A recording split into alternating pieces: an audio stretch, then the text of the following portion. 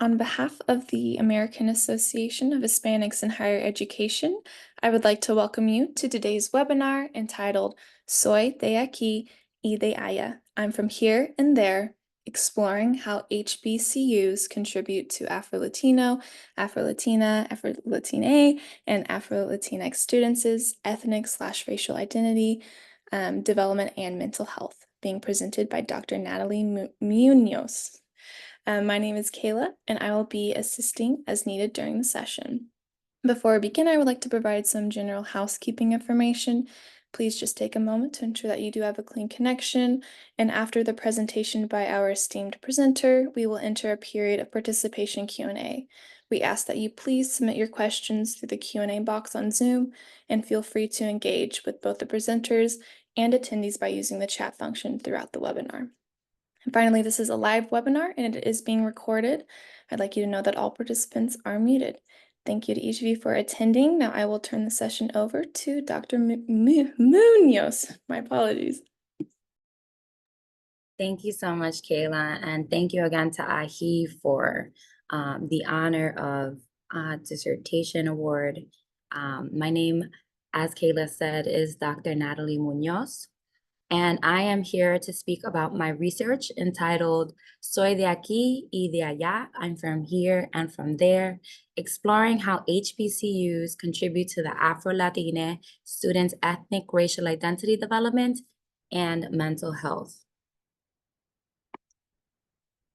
So just to begin, I'm going to talk a little bit about myself. I grew up in New York City. My family is from the Dominican Republic and Cuba. But I was raised, by my mom in Queens, New York, which is like one of the most diverse cities in the country. And my family really consisted of women as matriarchs. And so you can see here pictures of my abuela from my Dominican side, as well as my abuela from my Cuban side. And I feel like they really shaped my ethnic racial identity. Although growing up, in my culture, we didn't really talk about race or the fact that I was Latina, but also Black, right? It wasn't until I began experiencing comments from people outside the community of othering where I started to realize that my identity was a lot more complex than I really understood, right? And so there was one time where I was walking on the street with my little cousin and we were laughing, and a white woman came up to us and told me to get back on my banana boat and go back to where I came from. And I was so confused because I literally grew up in Queens. Actually, both my parents grew up in Manhattan. So I'm considered like third generation Afro-Latina. And so it was really hard to hear that, right? Because it was always this kind of, well, in the United States, I wasn't American enough. But if I traveled to the Dominican Republic, because I spoke English, I wasn't Dominican enough, right? And then even as I went on to study, which I'll talk about, at a HBCU, a historically Black college and university, there were times where I felt like, I wasn't Black enough on campus. The other thing that shaped my ethnic racial identity, and you can see the picture on the right, is my sorority. I became a founding sister of Lambda Theta Alpha Latin Sorority Incorporated at Stony Brook University. And part of our process was to reflect on our own identity. And they gave us a history course about what it meant to be Latina, to have African ancestry, to have Spanish ancestry, as well as Taino ancestry. And that was really the beginning of my exploration of my ethnic racial identity. For the last 20 years, I've been creating Black and Brown mentorship programs at universities across the United States, from the East Coast to the West Coast. I just recently transitioned into an assistant professor position at Rutgers University as a social work professor. And so you can just see these are some of the events as well as conferences that I've led, supported, and attended. In terms of Afro-Latinos, the reason why I wanted to vivify the experiences of Afro-Latinos is because of the binary in the United States. Often we are not included in the history, but also in research, right? So there's often research that doesn't include skin tone or doesn't include facial features or hair type, and how, the challenges around colorism may impact, health equity, ethnic racial development, mental health equity, educational equity, housing equity, so many different things. So here there are just a few different percentages and statistics in terms of what are the challenges within the Afro-Latino community, even when you compare them to other Latinos who don't have Afro descent.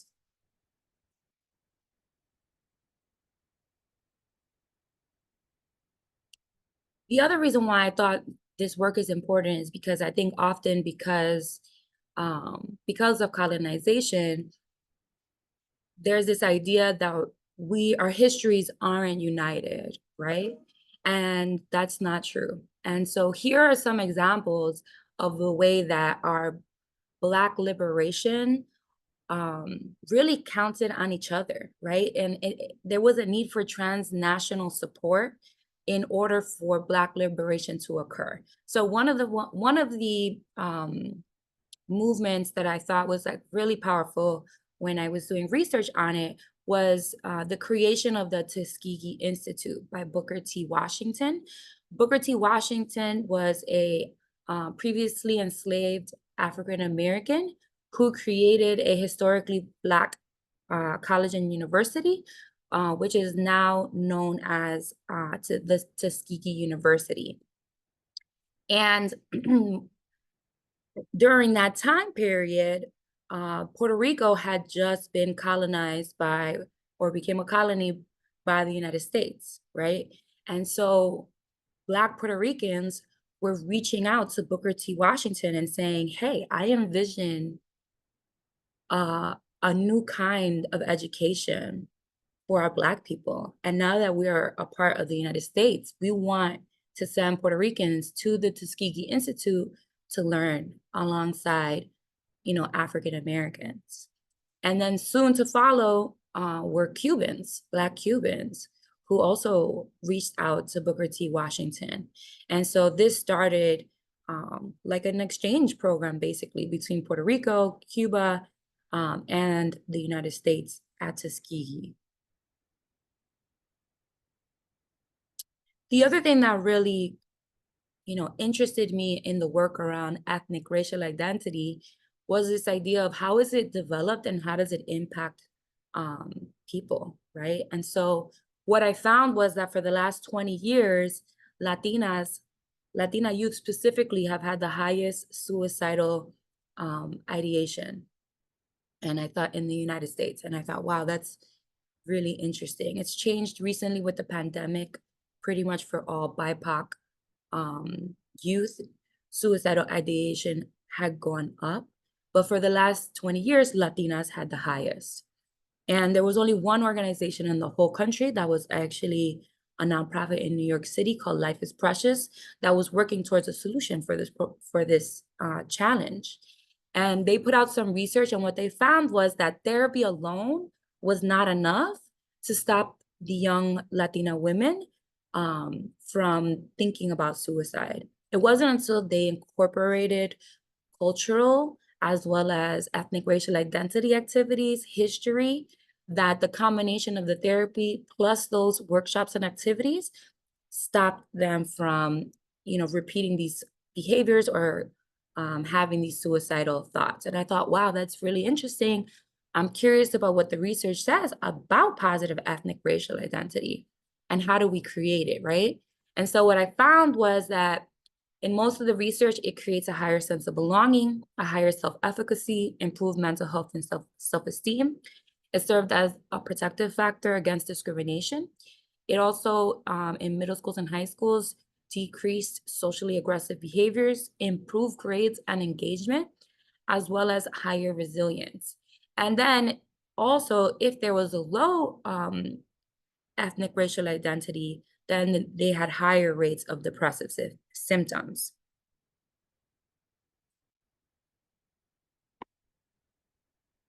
And so this is kind of what really led me to my research questions, because I thought, wow, historically Black colleges have been doing an amazing job of creating culturally inclusive curriculums, but also campuses for African American students. And does that apply to Afro-Latinos who attend HBCUs? And part of it is because I really wanted to, one, help HBCUs create a more inclusive campus climate for their students, but also help people understand that we are not a homogenous group, and that even within Afro-Latinidad, we are extremely diverse. And then lastly, I really wanted to challenge colleges and universities to redefine the way they look at student success. Usually we look at student success as you learned this new technique around science, or you learned multiplication in math and you got an A. But I think the challenge that we're seeing today, as a previous student affairs professional, is students are graduating and they're going into, not all of them, but some of them are underemployed. They're going into positions where they're not using their greatest skill sets, strengths. They're not necessarily using their skills, right? And I think part of it is because there needs to be opportunities in the classroom where students unlearn anti-Blackness and learn to love and embrace their ethnic racial identity, their voice, and know that their voice is powerful and needed in society, despite what they see in social media and the news. And so I think we really need to reconsider the way we think about student success, to consider the holistic development of the student, and not just, creating these job market skills, but then not giving them the tools to be able to market themselves. So in terms of methodology, I did individual interviews with 17 Afro-Latino students, alumni, as well as graduate students. And I also did 2 focus groups with 3 students in each focus group. So my conceptual framework really came from 2 other frameworks combined with the results of my research, Vaquera and Burrell's frameworks. And what I really want people to understand from this framework is that we are, again, so diverse, right? When we're thinking about psychosocial factors that impact ethnic racial identity, we need to think about, what is the racial political climate, not just in the United States, but also in their home country, right? So if there is a war happening in Venezuela, or if there is a lot of conflict happening, for example, in Haiti, how is that impacting the students' development, but also their ability to navigate higher education and their sense of belonging, right? If you're worried about family members going missing in your home country while you're in the United States, and the impact that that can have on your mental health, but also on your, like I said, identity development, right? Thinking about the history of colonization, and how intergenerational trauma can be passed down. So even though a student may not have directly experienced a form of discrimination because their parents internalized it, they may be passing on that anti-Blackness to their youth, or body image issues, whatever intergenerational trauma they have accumulated. And so on the right side, you can see the different ways in which institutions can integrate students, right? And how that impacts their sense of belonging and well-being, from faculty representation, inclusion in curriculums, engaging in conversations around anti-Blackness, inclusion of Latinx sororities and fraternities, cross-cultural dialogues, but also creating inclusive spaces. So Pan-African murals, Pan-African flags. Students spoke about, having more inclusive cafeterias. So something so simple as, food from their home country, or even just inclusive sports, right? So if they played soccer back home, making sure that soccer was available for students to play at the university. So my students that participated and co-collaborated with me come from very diverse backgrounds. As you can see, some were Dominican, Cuban, Panamanian, Colombian, Puerto Rican, Bolivian, El Salvadorian, Costa Rican. We had 3 students who identified as LGBTQIA, and then a mix of students who identified as various hair types, skin tones, and the data was collected from 4 different HBCUs, mainly in the Northeast. And then the majority of participants were actually female, which is expected because HBCUs tend to have more females than male student populations. So I wanted to start off in terms of discussing results to talk about a story that really resonated with me. Yaridis was Dominican, and her parents brought her to the United States because they wanted the American dream. They wanted a better life for their daughter and education. However, when she got here, she was not accepted by the students and was often othered. It got to the point where she started to experience suicidal ideation, and her parents took her to the doctor. And the doctor said, "We think that you should send Yaridis back to the Dominican Republic." And as you can imagine, her parents were shocked at the suggestion of the doctor. Um, but they thought it over and they decided to listen to the doctor's advice. And so they sent Yaridis back to the Dominican Republic. And Yaridis said it was the best decision that her parents made for her and her mental health. Even though upon arriving to Dominican Republic, she was also other because now she had a little bit of an American accent and she was different. Eventually, she was accepted. And that was the beginning of her healing journey.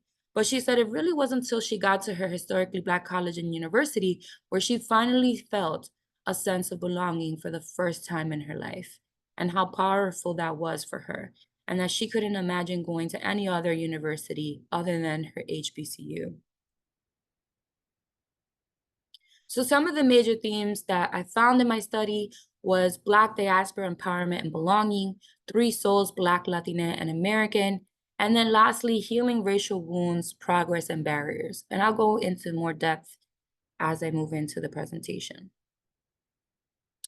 So some of the sub-themes for Black diaspora empowerment and belonging were Amate Mas, unapologetically Black, and Sense of belonging. Amate Mas really referred to the fact that students on campus for the first time were surrounded by people who looked like them, who wore their hair natural, who spoke different languages from the diaspora, and how that was healing for them and created a safe haven for them at the university.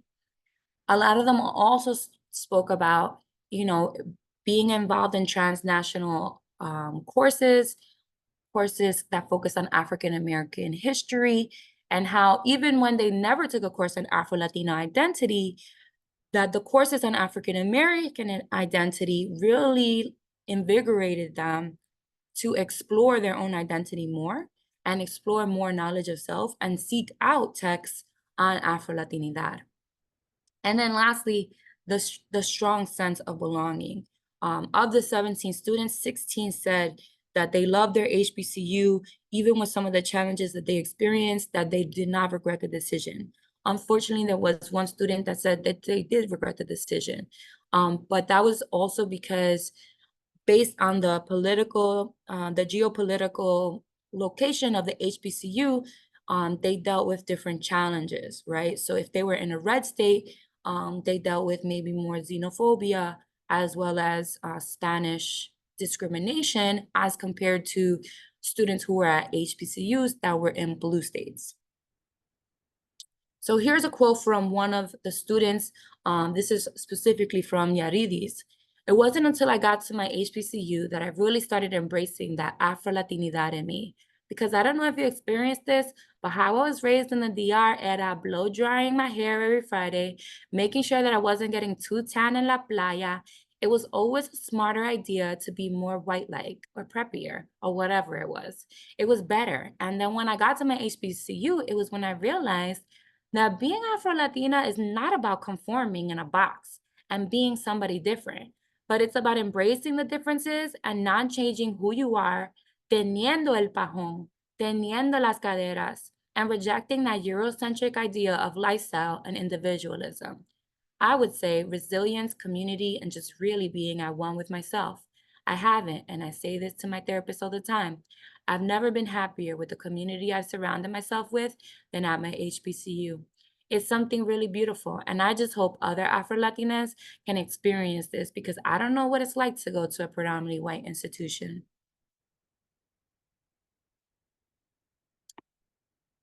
This is another comment from a male student, which I also thought was really interesting, just to see how their hair identity was also impacted as well for the males. And so he said, definitely the hair aspect. So when I was at my HBCU, I realized one way for us to express ourselves was through our hairstyles. And I noticed in that atmosphere, I really was expressing my ancestry and Afro-Latinidad because my hairstyle, when I'm braiding it or when it's Afro, connects back to my roots. I really saw the expression of different hairstyles and different fashions, and it really encouraged me to really embrace that part of myself. I typically never had my hair grown out. It was only until I got to my HBCU that I really started to explore my self identity. I really developed a knowledge of self within my hair, just learning about the history of it and how it's expressed in Black and Latina culture. The next theme, Three Souls, Black, Latina, and American, focuses on something that we call the triple consciousness, right? Never feeling Black enough, Latina enough, or American enough.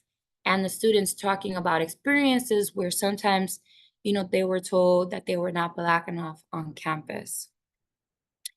The next one is Afro-Latina invisibility and resilience.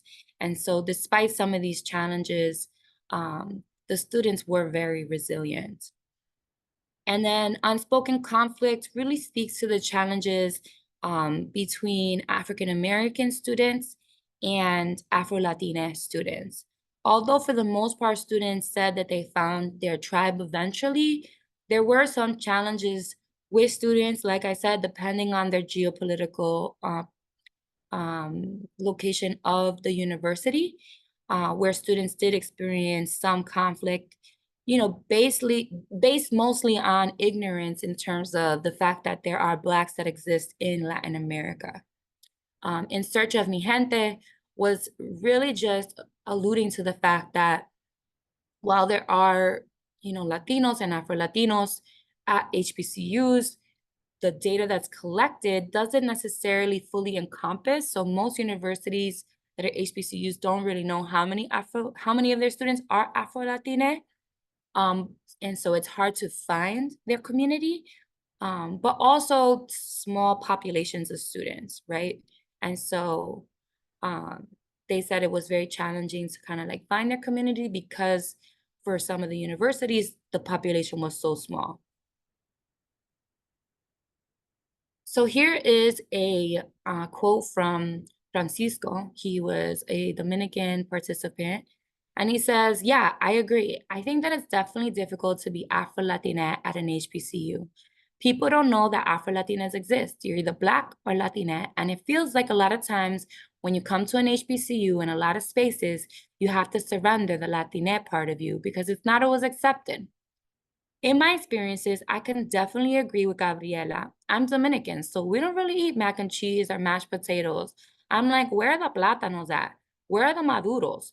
Whenever they would have little plantains at the cafeteria or those types of moments, that's when we got, but there wasn't really that much representation in terms of food. You get tacos on Cinco de Mayo, but we don't eat tacos in the Dominican Republic. I need some patacon or a yaroa to really encompass my culture and where I come from. I feel like Hispanic Heritage Month is from September to October, and my HBCU doesn't talk about it at all. So what I've really started to take charge of is like, what HBCUs are, a center for Black people. And there are Black people across the diaspora. And what I found is that people usually have to get together and raise awareness about their issues of inclusion. One thing that I've always done throughout my experience is I found groups of people like myself and I found my people. So the next theme, Healing Racial Wounds, Progress and Barriers, has 4 sub-themes. One was finding peace at HBCUs due to anti-Blackness. So a lot of students stated that because of dealing with discrimination, whether it was at work, as a youth, in their communities, that was part of their reason of choosing their HBCU, because they didn't want to deal with that discrimination in college. Knowledge of self as a pathway to healing and self-acceptance. A lot of students talked about this idea of knowledge of self and that their HBCU allowed them to really access that. And positive, negative, ethnic, racial identity, and mental health really talked about the barriers and challenges to accessing mental health. This study, took place where students were dealing with some of the extra challenges of the pandemic. And so access to mental health on HBCU campuses was challenging because there was a higher need, especially with, the Black and Latino community having higher death rates due to COVID. But there wasn't the funding necessarily to hire more therapists. And so, I think this was a challenge that was experienced at, all colleges and just all mental health facilities across the country during that time. But I definitely think it was a heightened challenge for HBCUs because those communities definitely had a lot more grief happening. And then lastly, the HBCU Apoyo, Cuerpo, Mente, and Alma just really talks to the support systems that they receive at their HBCU on a mental, a spiritual, but also a physical level. So one student, Valeria, was of Puerto Rican descent, said, yeah, I guess I touched a little bit on that. It's definitely growing up. I have dark skin, and it was definitely portrayed as there was jokes that I got burned in the sun, and I used to be blonde and my hair was chemically straightened. So I didn't have afro and didn't look so Black. And there was some sayings that I had to improve the race and to have lighter skinned kids. So there's a lot of negative connotations. It wasn't until I was in college and I had a professor who made me question, why are we not saying that we're Afro-Latinas? Like, why are we fighting this? And learn the history of all of what it entails. Why are we hiding these things? And why are we not proud of our culture? Until I became aware that I had bias because of how I was raised. And from there, I started to appreciate what constitutes me. So some recommendations for future research is really thinking about ethnic racial identity for other students who are also at HBCUs. So maybe Caribbean students, African students, biracial or multiracial students at HBCUs. Thinking about how do we create more inclusive campus climate surveys, but specifically for minority serving institutions. Right now, a lot of them are framed around, predominantly white institutions. However, there are some scholars who are working on some new frameworks for MSIs at the moment. Afro-Latina identity at HSIs. So one of my next studies is really going to look at Afro-Latina identity specifically at Hispanic serving institutions. Recommendations for policy. As I mentioned, because HBCUs are not necessarily they're collecting data based on the federal government and not student-centered data, right? And so maybe rethinking about the way that they collect data so that it is inclusive of the Afro-Latina identity. Thinking about DEI-centered programming. So as you saw, students mention like Latino History Month was not necessarily elevated or included. So thinking about how they can take on, different ideas that help the students to feel a better sense of inclusion. DEI-centered mental health. So some students said that they didn't reach out for mental health services because there weren't any Afro-Latina clinicians, but also no Spanish-speaking clinicians in their therapy offices. So thinking about how they can create a more inclusive environment for their students so that they can feel more comfortable going to the counseling center. Culturally relevant curriculums and spaces. So while some students were able to find culturally relevant curriculums and Afro-Latinidad, the students that weren't able to find that really spoke about this in, feeling a sense of invisibility. And so I think it's really important that if, HBCUs are going to push a mission of a global Black perspective, that global Black perspective is also implemented in their curriculums, and that they give students the tools and also search abilities to find those kind of courses. In terms of social work education and practice, thinking about more culturally relevant pedagogy, I think we can learn a lot from the way that HBCUs have been able to empower African American students and Black students in general, and really start to rethink what culturally relevant pedagogy looks like within social work and other fields. Normalizing healing from racial trauma. And so in social work, we are now required to have any therapy. And so I think it's important that even it just be an option for social work students, whether at the bachelor level or at the MSW level, if we're going to go into being a therapy, that we should also be doing our own internal work as well. And it needs to start from, I think, from your training.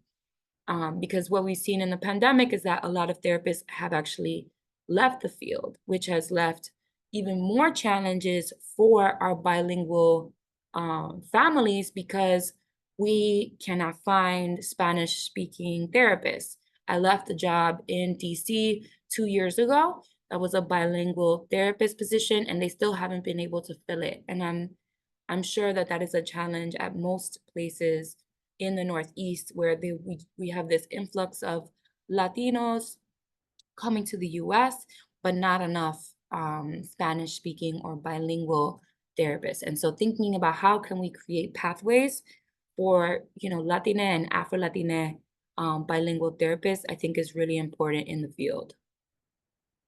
And then lastly, I just thought this diagram was really all-encompassing of my research, because it speaks about how if you have inclusion and equity, but you don't have diversity, the challenges that come with it, right? So the challenges would be that, you'd have cultural assimilation, but it results in disengagement and low retention.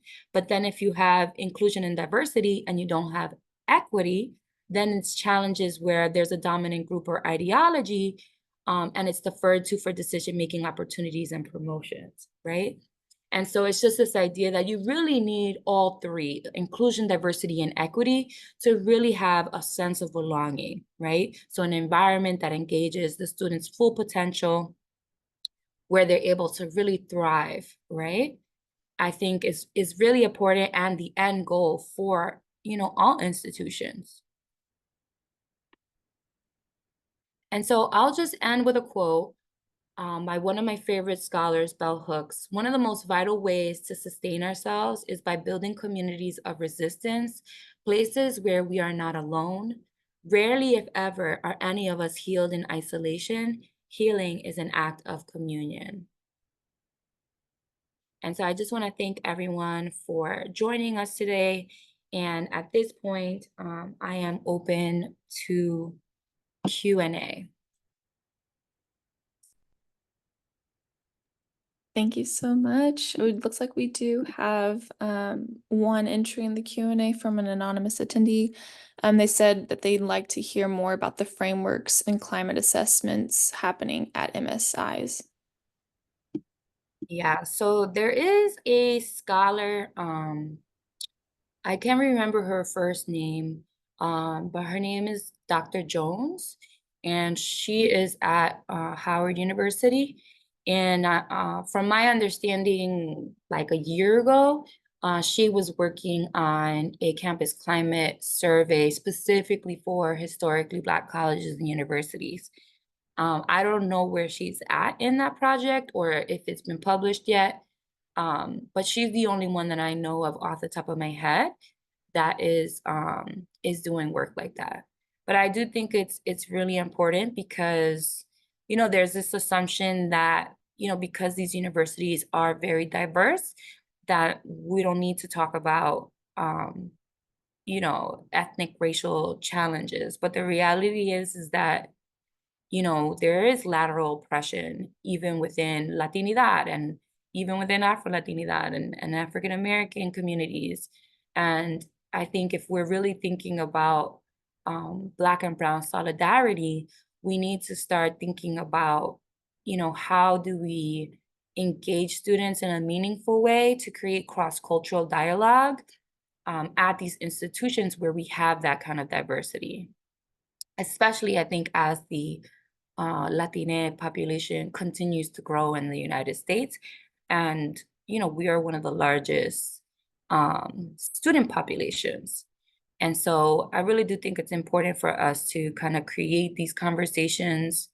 I've seen colleagues being called into middle schools and high schools, even just recently, because of so much conflict between the Black and the Latina students due to the recent immigration of Latinos that are being, bused to the Northeast and all over the country from Texas.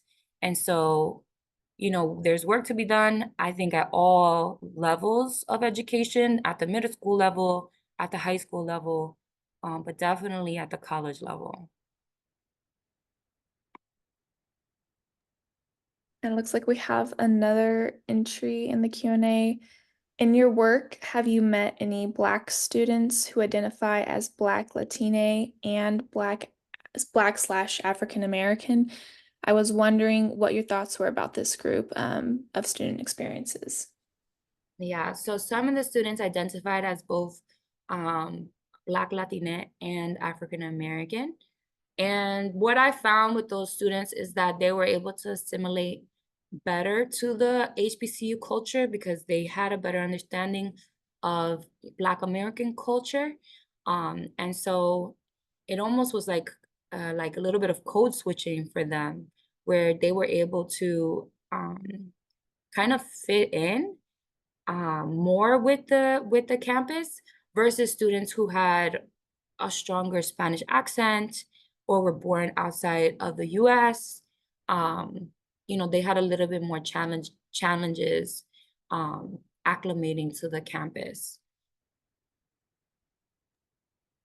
Thank But you. I will say, for the foreign-born students, they did find a lot of friendship with the African students as well as the Caribbean students because they had that shared sense of immigration and of that, like what that does in terms of their identity development and their family values in terms of, what it's like to be born maybe in Latin America, but being raised by parents who were also born in Latin America and now in the United States.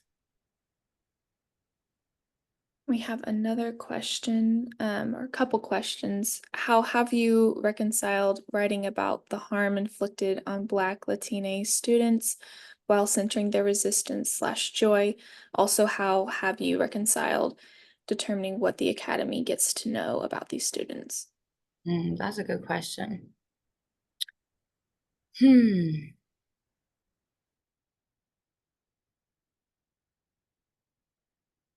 Yeah, I think I think that is something that I still am working through. One of my students actually is no longer with us. And it's academia is set up for us to publish, right? And to do research and to write publications in journal articles where the majority of Afro-Latinos, don't have access to these paywalls, right? And I think that is for me has been the hardest part of doing this work, but also doing it in academia, because for me, I feel like my work would do more justice in Afro-Latina communities, right? So in publications where they would have access to it, or in video format, or audio format, where I could send it to, my tío or my cousin, right? Versus having it in spaces that are white centered, right? I think that for me has the biggest challenge is like reconciling with that. In terms of the students, you know, despite the challenges of like invisibility and erasure, they still found ways to find community. They still found ways to graduate. They still found like connection and love and like a strong Black identity.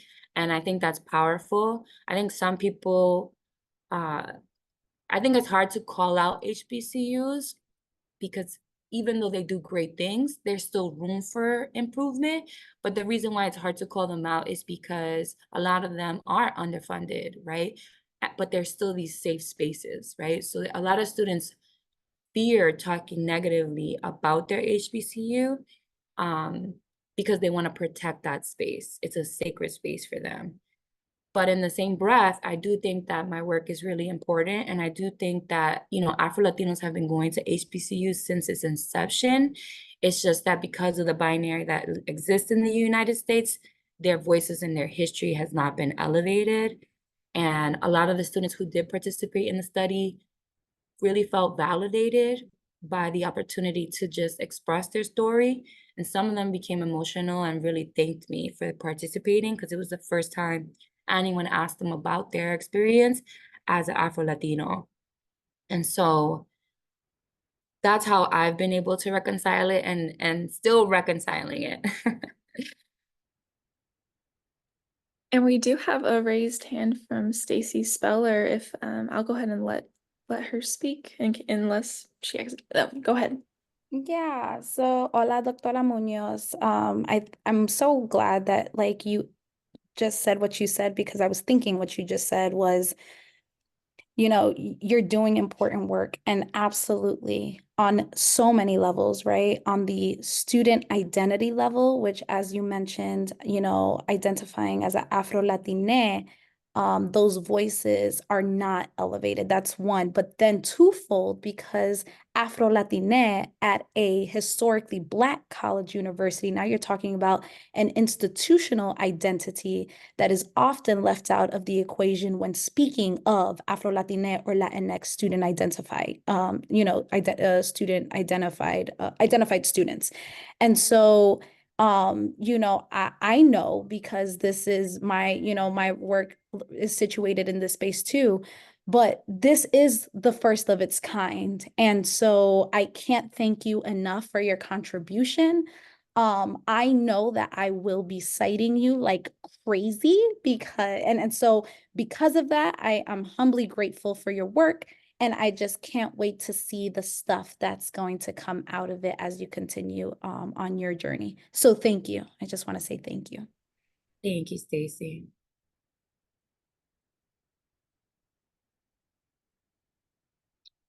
And so I guess we still have some time if anyone has questions. If not, then we can wrap up early.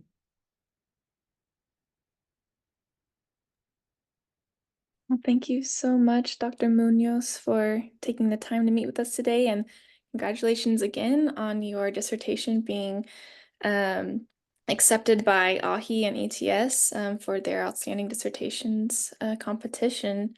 We're so thankful to have you here today to share your dissertation and your knowledge and insights with us. But yeah, if there's no more questions or anything else people would like to discuss or ask, then yeah, we can adjourn early.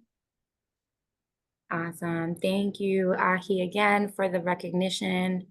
Um, I really, really appreciate you elevating my work and the work, and the stories of Afro-Latino students. So thank you so much. And I hope everyone has a great evening. Thank you.